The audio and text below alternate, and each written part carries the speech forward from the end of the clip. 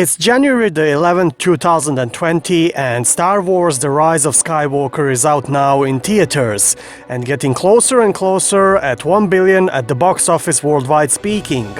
A lot of fans are very interested in the future of the Star Wars franchise and where things will go after Episode 9 by Disney and Lucasfilm.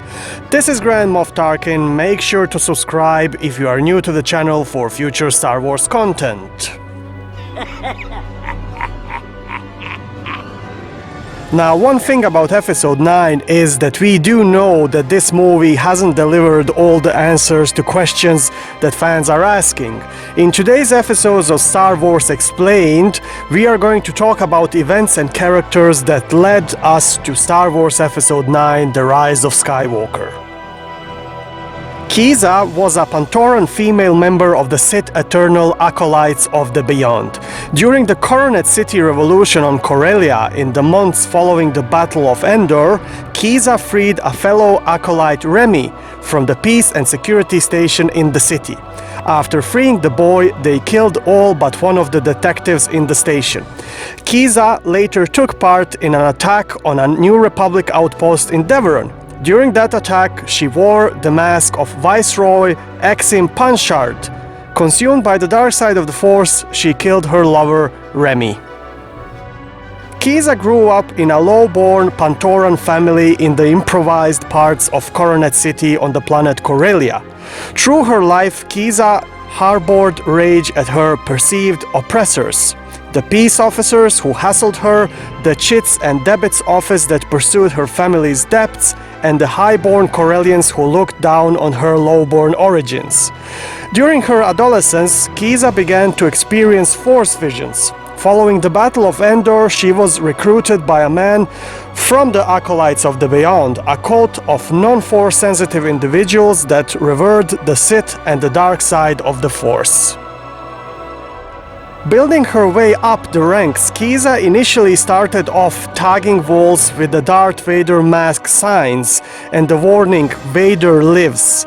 She also stole credits and tit-headed them to the cause. Kiza also scouted locations for dead drop of safe meetings. In the months after the Battle of Endor, Kiza developed romantic feelings for a youth named Remi, who shared her passion for the dark side.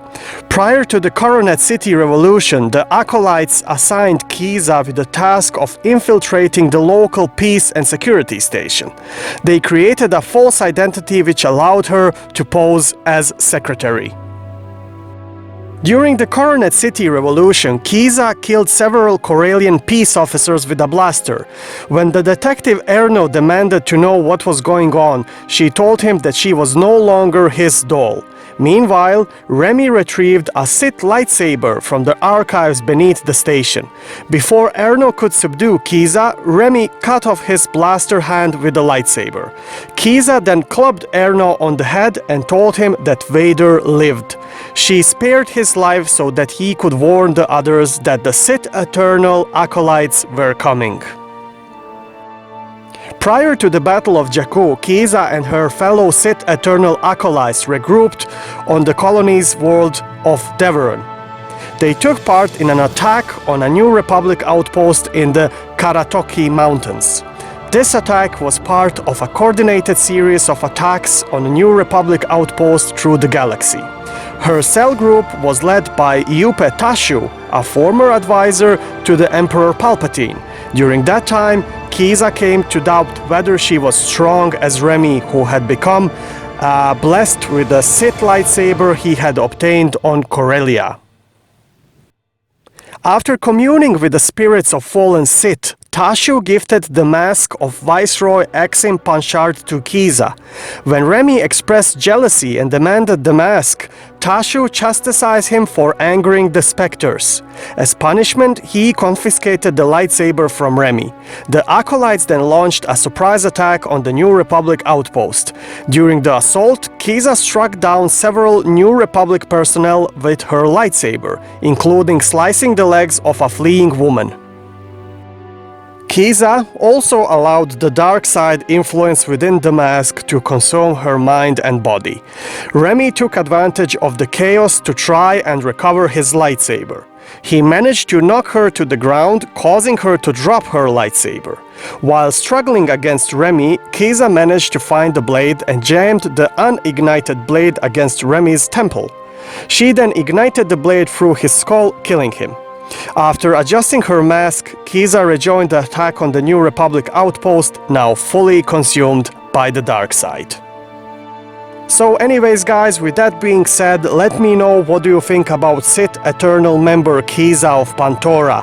And if you guys did enjoy the content for today, make sure to drop thumbs up for this video to support our channel.